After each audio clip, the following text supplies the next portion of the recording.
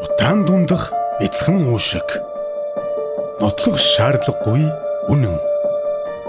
Сүүлийн 10 жилийн хугацаанд 10,000 хүнд ногдох амьсгалын замын өвчлөл огцом нэмэгдэж 2.7 дахин өссөн.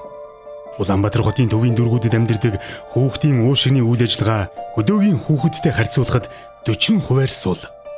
Улаанбаатарт ургийн эндэгдэл өвөл, зуны удирдлийн хоорондох ялгаа 3.5 дахин зөрүүтэй байна. Бид эдгээр асуултын хүрээнд өөр өөрийн онцлогтой 7 гэр бүлтэй ярилцлаа. Агаарын бохирдол таны гэр бүл хүүхдэд яаж нөлөөлж байна вэ? Ер нь л амар нөлөөлж шүү дээ. Урд нь бол зүгээр нэг жоохон ханиалгалт нэг хөнгөн марк юм уугаад идэв гэсэн бол одоо заавал имлэг твтэн тусал тарианд бүр ордог болсон. Ер нь бол имэнд баг идэрхэ байсан дөө. Манай баг чинь нодлонгчл 3 дараалаад имлэг твтсэн шүү дээ. Энэ жил нэг удаа хвцээ. Одоо бол ерөөсөө жоохон салхинд гаргаад одоо гадаад дулаарсан ингээл гарахад оройн шул ларингит бол түргнээр явчихж байгаа юм чинь. Юусэн ямар ч тархлааг болчихсон амар хүнд. Одоо 2 хүрнэ. Одоо л бүр тусал тариулж байгаа юм чинь. Тусал хийлгэж байгаа имлэг твтэд. Төрөөд нэг 27 хоног л имлэг твцгээд 10 хоног имлэг твцээ 2 имлэг дамжсан. Тэгээд ер нь л хөдөө явах нь агаарт ойлгуулж чухал юм байна гэдэг. Ер нь тэр цагаас хойш хөдөө байгаа.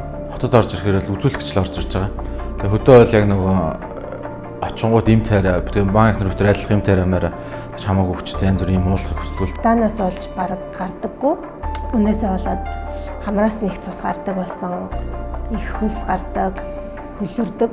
Бас янз бүрийн аллергитай болж байгаа. Тийм болохоор хувийн эмнэлэг туршлагатай эмчдэр очдог. Тэгээд тэр чинь 2 хүүхэд учраас нэг нь өтгөд нөгөөх нь заавал үздэг байхгүй юу? Яг агаарын бохирдол бол манай хүүхдэд нөлөөлж байгааг дөнгөж үүсээ бий болж байгаа бүрэлдэж байгаа хүүхдэд эргэтэн системийн тогтолцоо үүсгэхэд нь сөргөөр нөлөө үзүүлж байгаа. Нэгдүгürt бол мэдээж хүүхдийн эрүүл мэндэд асар их хортой нөлөө байгаа. За хоёрдугаарт хүмүүжилт гэж би бас нэмж хэлмээр байна. Яагаад гэвэл нөгөө бага насны хүүхдийг бид нар бол харьцангуй амралтын өдөр аваад гарчдаг, хүчээр хөдөө явуулцдаг. Ерөөсөө асуухгүй шүү дээ, дургүй байсан ч гэсэн шууд явуулдаг. Дунд хүүхд маань юу агаад уушигны хөгжил дутуу бас дутуу төрсөн нөө би ч өөрөө уушиг муутай тэгээд агаараа хөртлөөс болоод юу яадаг толгой эргээд ундаг амьсгалын багтаамж хүрхгүй тэгээд дундх маань уушигны хөгжил дутуу жоохон бүтэлтэй төрсөн сэхэнд сар гарan бол байсан тэгээд дараагийнх нь баг хүүхд дээр бас дутуу төрсөн бас 33-ны дэлхтэй. Өвдөхөд хэдэн төгрөгийн зардал гаргадаг вэ? Яг өвдсөн үед бол нэг доотлол нь 50,000-аас нэг 150-200 мянган төгрөгийн орчим зардал гарч байгаа. Янз бүрдийг хамгийн доотлол ер нь бол нэг 50,000 байх гэж бодож чинь ер нь ойролцоогоор л. хамгийн ихний үзлэг нь 45,000 гээд тэрнээс хойш нэг үзлэг нь 30,000 явчихдаг. 2 хүүхэд учраас нэг нь өтгөд нөгөөх нь заавал үздэг байхгүй юу? Тэгээд заавал зардал нь 2 үржигддэг. Тэгэхээр доотлол нь 100,000. За эмчит үзүүлэхэд 25-30,000, тэгээд автаа үзүүлэхэд 15,000. Ханиад төрсөн үед ганцхан эмийн бус, эмийн аргаар бус, эмийн бус аргаар одоо чанартай амин нэмтэй хоол өгөх гэж бас их зардал гардаг. 150,000 болж исэн 14 хоногийн дотор 12 сарын 15-наас хойш 1 сар гартал тиймэрхүү хэмжээний зардал гарсан. Өрхийн эмнэлгээс хатгаатай гэж орчлуудаа тэгээд энэ чинь нэрээ татамжлаа. Сая энэ өвөл бол доотлол нь 250 мянган төгрөгтэй ижиж би аптек урдаг гэсэн.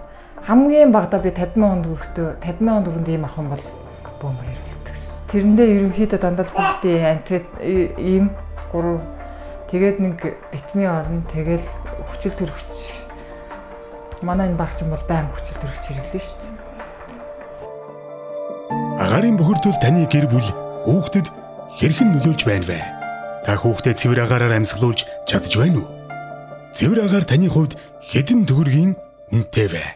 Агаарын бохирдлоос үүдэн бага насны хүүхдүүд жилд дунджаар 5 удаа амьсгалын замын халдвар төвчин тусч зардалд нь 20,000-аас 500,000 хүртэлх төгрөгийг зарцуулж байна. Ээжүүд өвчтөе хүүхдээ асрахад цагаа зарцуулж хөдөлмөр эрхлэх боломжгүй байна. Гэр бүлийн санхүүгийн ачаалал аавууд болон гэр бүлийн бусад гишүүдэд нэмэлт ачаа болж байна.